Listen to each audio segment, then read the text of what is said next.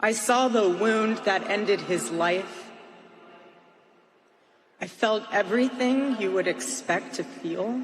If there's a conspiracy involving Charlie Kirk's assassination, if it involves another shooter, and if the mainstream narrative is different to what actually happened, then why is Charlie Kirk's own widow not talking about this? She saw the wound, so do you think you know better than her, or does she know better than you? I got nightmares in my head, I fear. Thoughts build up until I can't feel. My mind fills up into a creature, and it haunts me somewhere much deeper. I got nightmares in my head, I fear. But there was something else too. Even in death, I could see the man that I love. I saw the one single gray hair on the side of his head, which I never told him about. Now he knows. Erika Kirk was sitting in her mother's hospital room at 11:23 a.m. local time in Phoenix, Arizona, when she saw the number of her husband's longtime assistant, Michael McCoy, appear on her phone. In retrospect, she said she knew the words "he'd been shot" before Mr. McCann screamed them. And that is an excerpt from the New York Times. What did Erika describe when she spoke of kneeling over her husband and whispering in his ear? Not some wound that was out of place, but a single grey hair. If we use continuity as another perspective and we ask what happened after this, but to the person that was the closest to Charlie Kirk, the closest to the victim here, what was her experience? Well, Mr. Kirk's chartered plane traveled back to Scottsdale to ferry his wife to Provo, but he was pronounced dead as she was airborne. I'm looking at the clouds in the mountains, Mr. Kirk recalled, of those surreal hours. It was such a gorgeous day, and I was thinking, this is exactly what he saw.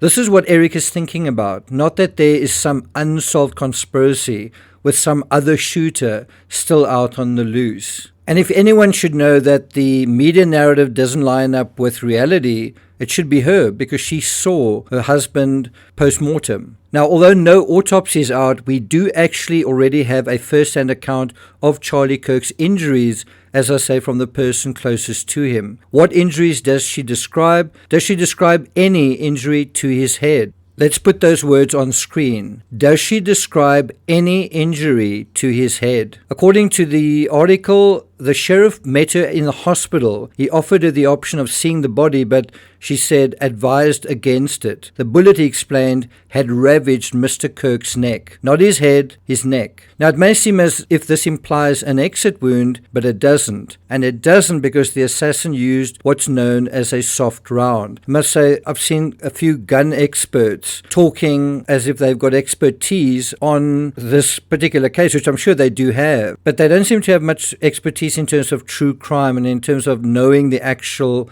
information. Soft rounds are associated with hunting and are intended to give the animal a quick and humane death. Soft rounds basically distribute energy the moment they impact their target. A soft point bullet expands upon impact with a soft target like animal flesh to create a larger wound channel and deliver more energy, promoting a faster and more humane kill. This expansion provides greater stopping power and is a common choice for hunting. So it's not like this is some sort of exotic, very unusual, kind of extreme thing. It is a very typical type of ammunition. Now, if the round is more associated with hunting than those used in assassinations or crimes like murder, I think a lot of these people from gun channels and so on that want you to believe in a conspiracy, want you to believe this is a professional assassination.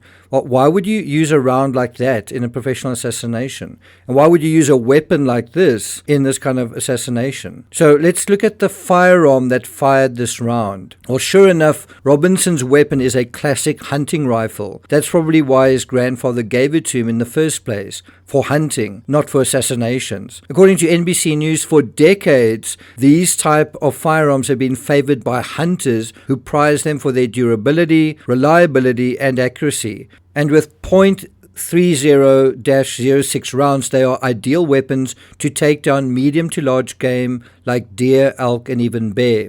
Now, in order to understand the injury in this case, I think it's more the type of round than the type of rifle that addresses it. But an obvious insight into this is that hunters typically don't want to destroy the heads or bodies of the animals they are shooting because they need them for trophies and sometimes to eat the meat. Also, this idea of trying to hunt in a humane way does make sense. But the bottom line here is that the type of ammunition also matters. In the Oscar Pistorius case, and I wrote a couple of books about that, also attended his trial, that was also where I had a lot of experience dealing with this whole idea of trajectories. And so he used black talon ammunition in that particular case, which splinters and fragments on contact with moisture, including human tissue. In that case, you are also not going to find a simple in and out wound, and you didn't.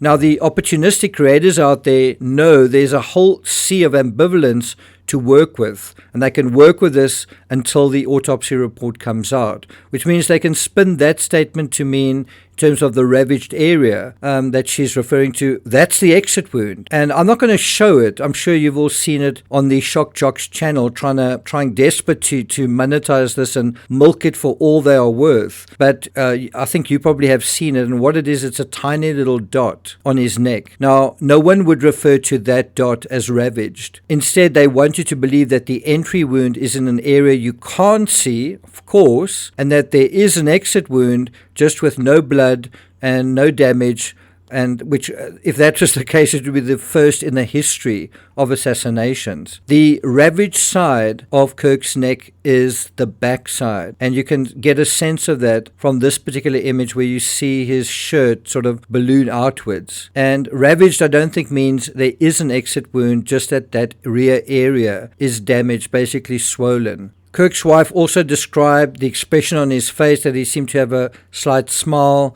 None of this would be the case if you had this kind of head injury. It simply wouldn't look like that. I've seen the autopsy photos of Reva Steenkamp, and it certainly isn't going to make you think pleasant thoughts the way that she has in terms of seeing her husband's face post-mortem. And then we hear that she leaned over and kissed him goodbye. She kind of seems to have although it's obviously a very traumatic event that took place, but she's kind of made peace with what has happened and forgiven the person. Now, why on earth would she say that if there was some kind of other narrative, other injuries, and some kind of shooter that's still out there? Now, you might think that your theory, based on very little actual evidence, you might think, no, this is actually evidence. It's actually based on very little direct actual evidence, makes sense. But you actually got to weigh that against, well, who's the person closest to him, and what does she believe? And wouldn't she know better than what a lot of these people, these opportunists, are peddling online and making a fortune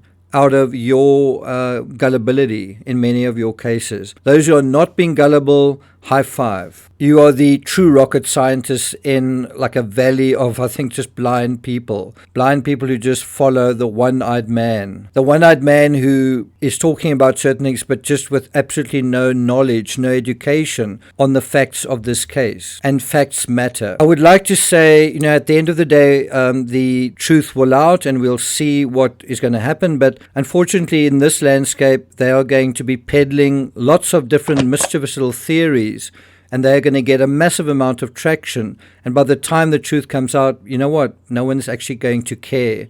They will have made their money, banked it, and they'll be sitting pretty, all at your expense, the expense of your not all of you, but certainly many of you, not terribly good ability to use logic, reason, reading up about the case, curiosity, and basically common sense as well. Anyway, let me know if you're starting to change your mind, even if you're having a couple of doubts. But I'm not going to take it further than that. Thank you for listening, and I'll see you guys next time.